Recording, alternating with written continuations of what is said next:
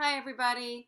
Since we are supposed to have a big snowstorm tomorrow, we will not meet face to face in class. Instead, I've put together this video lecture. I also have lecture notes that have more details that are on Blackboard under class lecture notes and lesson plans. Also, there is an online assignment, and I'm going to send a Blackboard announcement giving you details about that.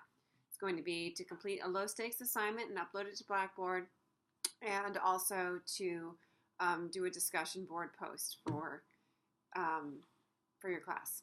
So I will stay tuned for detailed instructions for that.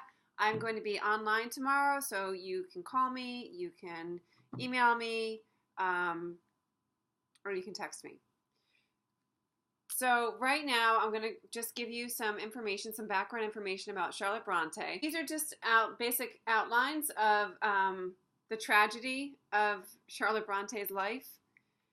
To start off with, her mother had 6 children in 7 years. 7 years or 6 years?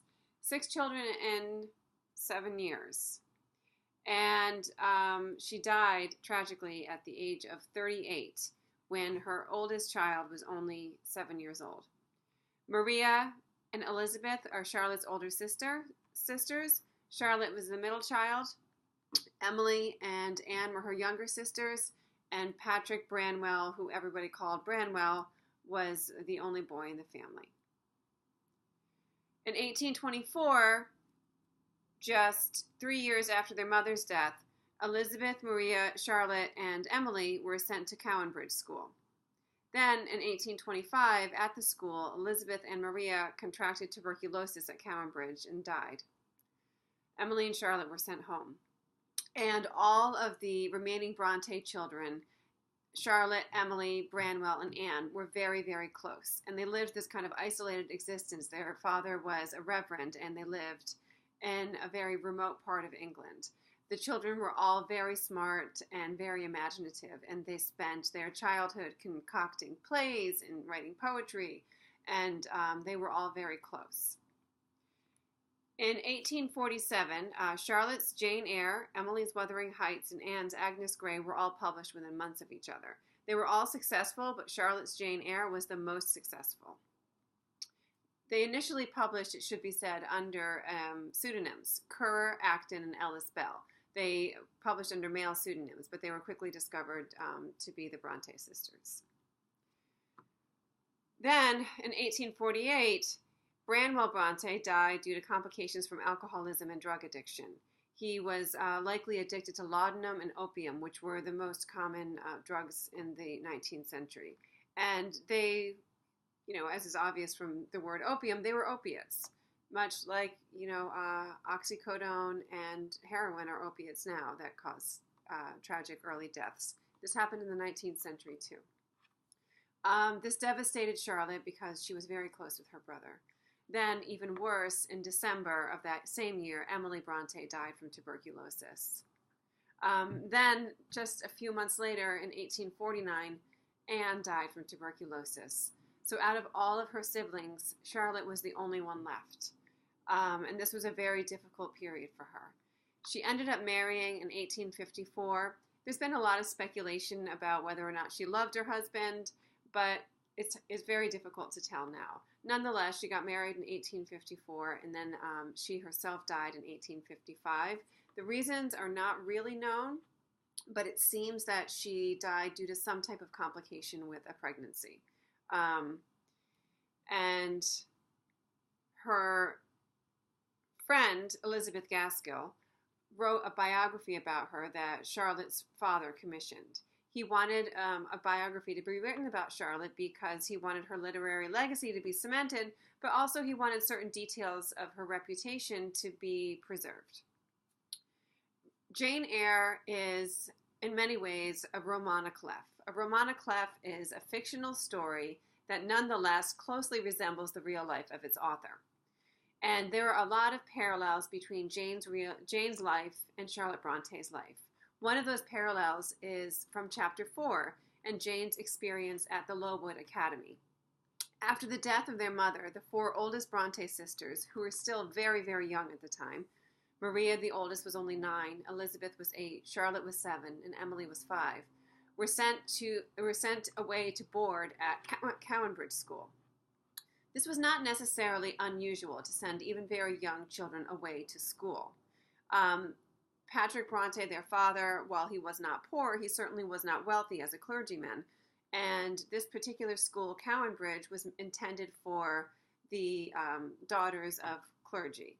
So for him, it probably presented itself as a very good way for his daughters to earn an education. And also, his sister had come to stay with them and help take care of the kids after his wife had died. Because he had 6 children under the age of 9. That's a lot to take care of. Cowanbridge, like Lowood, while the Bronte sisters were there, experienced an outbreak of typhus. The girls also experienced a lot of deprivation at Cowanbridge, just like Jane went through at Lowood.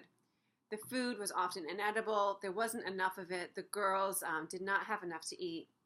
They didn't have adequate shelter from cold and drafts. They were not clothed well enough, so they were always, kind of underdressed and underfed. And Cowanbridge had a rigorous punishing schedule that Maria and Charlotte, in particular, rebelled against. Maria Bronte was the first to become sick from tuberculosis, and she died at Cowanbridge. Then, in short order, Elizabeth died, and Charlotte and Emily were sent home.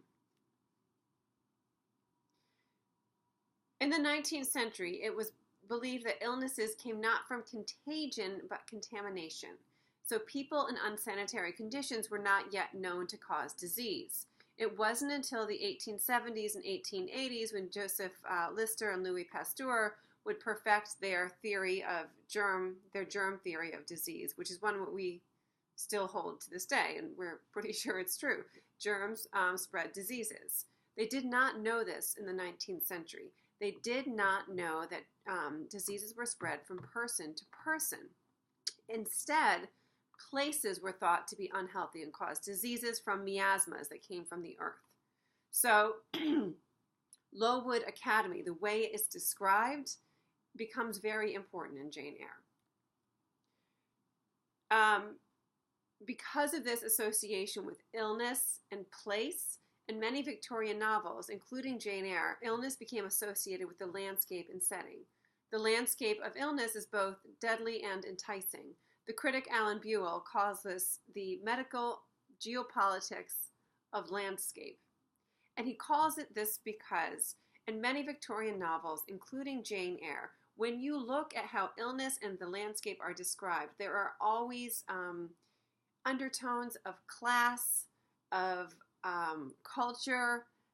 In Jane Eyre, there are undertones, as we discussed, of slavery and of race, and you're going to see this later when Bertha is introduced because she is from the West Indies.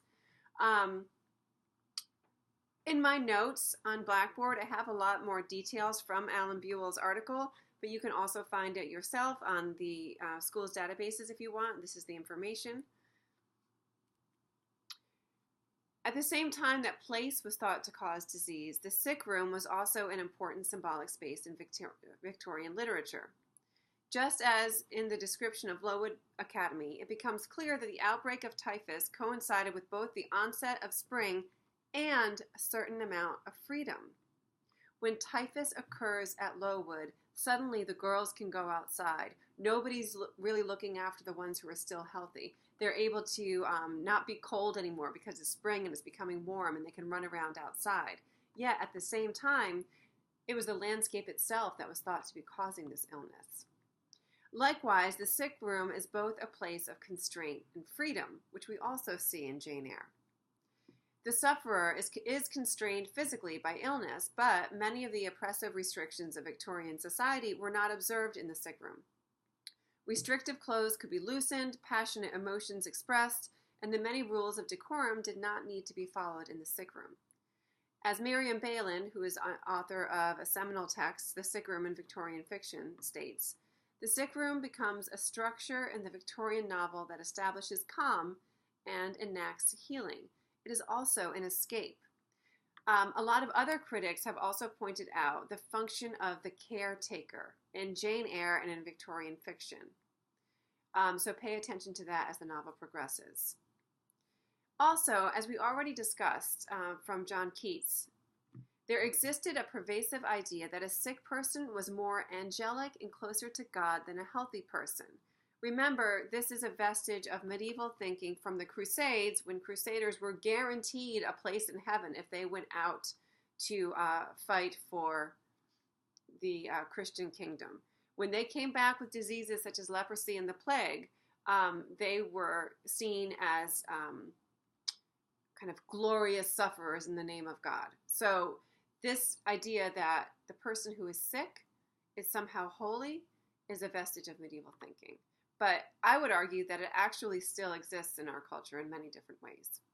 So in Victorian fiction, the sufferer, the caretaker, and the sick room all recur as important motifs. Okay, so that's the end of this lecture. Please go through my notes for more details and read the announcement carefully to be clear on what the assignments will be for tomorrow instead of going to class.